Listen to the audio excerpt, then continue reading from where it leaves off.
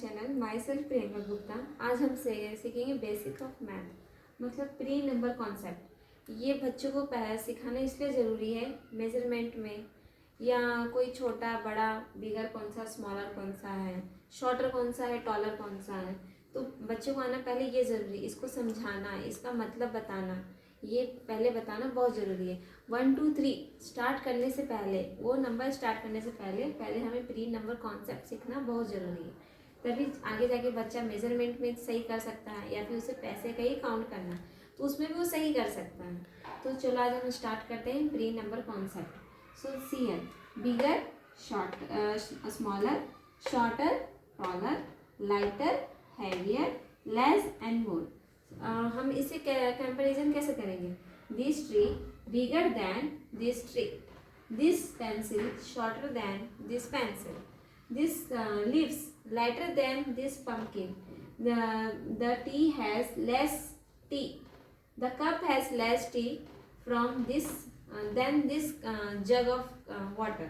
Okay, तो हम इसे जैसे कि बच्चे को बता सकते हैं कि इसमें जो ये जो पेड़ है वो इससे बड़ा है और ये जो पेड़ है वो इससे छोटा है। वैसे ही हम सभी टाइप के और कंपैरिजन करना बताएंगे बच्चों को, और इसमें देन लगता है। ये ग्रामर का पार्ट है, लेकिन हम इसे मैथ में भी यूज़ कर सकते हैं, और जब हम ग्रामर पढ़ेंगे तब इसका यूज़ कहाँ होता है, कैसे होता है बताएंगे। पर कभी भी कोई भी चीज़ को कंपैरिजन करने के लिए हमें देन लगाना बहुत ज़रूरी है। Like this tree bigger than this tree, than का उपयोग करके ही हम एक दूसरे को कंपैरिजन कर सकते हैं। मैं आपके लिए कुछ एक्सरसाइज और पिक्चर के जरिए आपसे कुछ एक्सरसाइज करवा रही हूँ, ताकि आपको कॉन्सेप्ट जो है क्लियर हो सके। The ice cube is dash the glass, where is the ice? See here is one glass, इधर एक ग्लास है, उसके अंदर क्या है? आइस है। तो हम इस क्वेश्चन के जरिए पता करेंगे कि आइस किधर है। The ice cube is dash the glass, where is the ice? See here, inside or outside? So ice cube is inside the glass. Okay. Then next question. This is a box and this is a ball. The ball is dash the box. Where is the ball? Outside or inside? Ball कहाँ है? अगर box के बाहर है या अंदर है, तो बॉल देखो कहाँ पे? बॉक्स के बाहर है, तो हम इधर आउटसाइड लिखेंगे, outside. The next question is, see, this is a house and this is a boy. One boy is standing here. Okay, the house is dash of the boy. The house is where? Behind of boy or in front of boy? The house is behind of boy. Okay, here we write behind. Behind means पीछे. Then the boy is standing dash the house. Where is the boy standing? See, here is the house and here is the boy. इधर एक लड़का है, तो लड़का कहाँ खड़ा है? घर के पीछे या घर के आगे? घर के आगे। इन आगे को हम बोलते हैं in front of. Here we write in front of, in front of. Next question. See, one fan is here, एक पंखा है, इधर एक टेबल है, उसके नीचे एक बॉल है। तो हम इस पिक्चर के जरिए हम एक क्वेश्चन करेंगे। The fan is dash the table. Where is the fan? Above the table या below the table? Above means ऊपर, below means नीचे। तो फैन जो है वो कहाँ है? above है या below है? तो fan is above the table। हम इधर लिखेंगे above। Then the ball is dash the table. Where is the ball? Below the table or above the table? Where is the ball? The ball is below the table. Here we write below.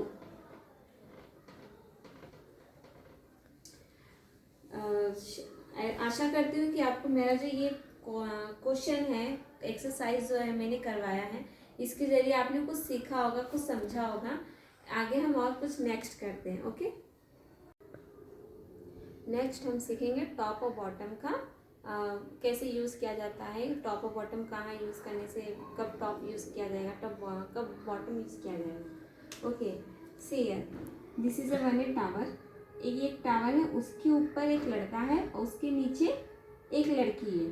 तो हिंदी में तो हम ऊपर नीचे, जैसे above below को भी ऊपर नीचे बोलते हैं, और टॉप बॉटम को उससे भी ऊपर नीचे बोलते हैं, लेकिन इंग्लिश में इसका वर्ड चेंज हो जाता है। अबोव का मतलब कुछ और टॉप का मतलब कुछ और होता है।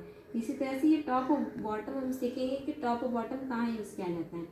ये एक टावर है, टावर के ऊपर एक लड़का है और उसके ऊपर एक लड़की है, नीचे एक लड़की है।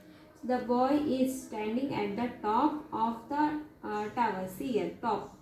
तो बॉय कहाँ खड़ा है? अगर कोई सामान है, कोई जैसे कि अलमारी हो गया, या अलमारी के ऊपर 3-4 रैक होते हैं, या कोई फ्लोर हो गया, बिल्डिंग हो गया, उस पर भी 3-4 फ्लोर होते हैं, कितने फ्लोर होते हैं ना। अगर किसी के ऊपर भी अगर फ्लोर उसका बना हुआ है, रैक बना हुआ है, तब उस चीज़ में हम टॉप और बॉटम यूज़ करते हैं। तो यहाँ पर भी ये टावर है, टावर के ऊपर टॉप और बॉटम, हम यहाँ पर टॉप और बॉटम यूज़ करेंगे। The boy is standing at the top of the tower. लड़का कहाँ खड़ा है? टावर के ऊपर खड़ा है, सबसे टॉप में खड़ा है। The girl is standing at the bottom of the tower. लड़की कहाँ खड़ी है? टावर के बॉटम में, बॉटम मीन्स नीचे, वहाँ नीचे में खड़ी है। नेक्स्ट सी है, ये एक रैक है। इस रैक में कितने, इसमें एक अलमीरा है, इसमें कितने रैक है? 3 रैक है, 1 2 3। तो ये जो सबसे टॉप वाला रैक है, इसमें क्या क्या है देखो, ये ग्लास और बॉटल है। और जो सबसे बॉटम में जो रैक है, जो तीसरा वाला रैक है, उसमें बॉल और एक टेडी बियर है। तो हम इसे कैसे यूज़ करते हैं? द ग्लास, ग्लास कहाँ है? जो अलमीरा है, कबर्ड है, उस कबर्ड में ग्लास किधर है? टॉप में कि बॉटम में? तो जो ग्लास है वो कहाँ है? टॉप में है। उसी तरह से एक बॉटल है, बॉटल जो अलमीरा है, इसमें भी 3 रैक है, इस 3 रैक में बॉटल कहाँ है? सबसे ऊपर वाले में। तो हम यहाँ पे इसको भी बॉटल कहाँ है? टॉप में, इसको टिक करेंगे। इसी तरह से ये बॉल और टेडी बियर है। तो बॉल इस रैक में कहाँ है? सबसे लास्ट वाले में, तीसरे वाले रैक में है। तो तीसरे वाले रैक को हम बोलेंगे बॉटम। तो ये जो बॉल है वो कहाँ है? बॉटम में है। फिर उसके बाद टेडी बियर भी सबसे लास्ट वाले में है। तो टेडी बियर भी जो सबसे लास्ट वाले में, टेडी बियर कहाँ है? टॉप में कि बॉटम में? तो टेडी बियर भी कहाँ है? बॉटम में है। इसी तरह से हम आगे भी नेक्स्ट करेंगे। चलो नेक्स्ट करते हैं। आगे हम नेक्स्ट करेंगे far and near. Far means जो हमसे बहुत दूर है, नियर मीन्स जो हमारे पास है।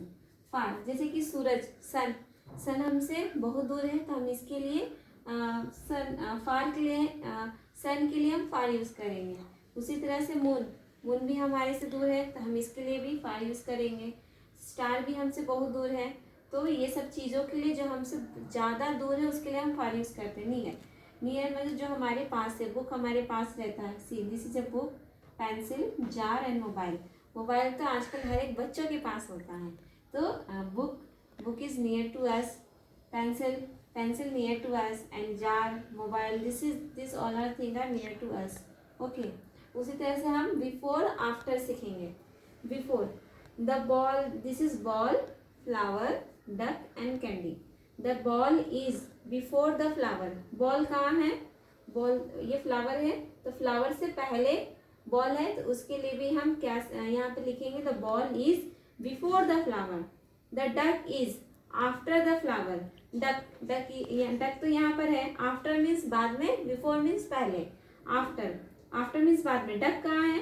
फ्लावर के बाद है ना, तो हम ऐसे लिखेंगे, तो duck is after the flower. उसी तरह से ये बताना है कि ये इसका आंसर क्या होगा। The candy is dash the duck. तो कैंडी कहाँ है बताइए? इसमें आफ्टर है या बिफोर है?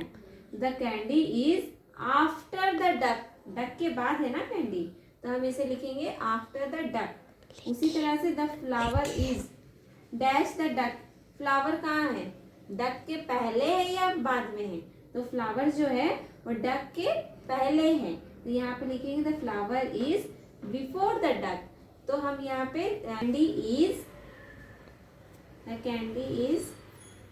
आफ्टर द डक, तो यहाँ पे हम लिखेंगे आफ्टर। उसी तरह से the flower is before the duck. Flower कहाँ है? सी फ्लावर, ये फ्लावर है, फ्लावर कहाँ है? डक से पहले है, तो यहाँ पे लिखेंगे बिफोर। और ये फिर कैंडी कहाँ है? डक के बाद है, तो हम लिखेंगे the candy is after the duck. ये जो एक्सरसाइज मैं कराई हूँ, इससे मुझे आशा करती हूँ कि मेरा जो ये तरीका है, क्वेश्चन आंसर का तरीका है, वो मेरा अच्छा लगा हो।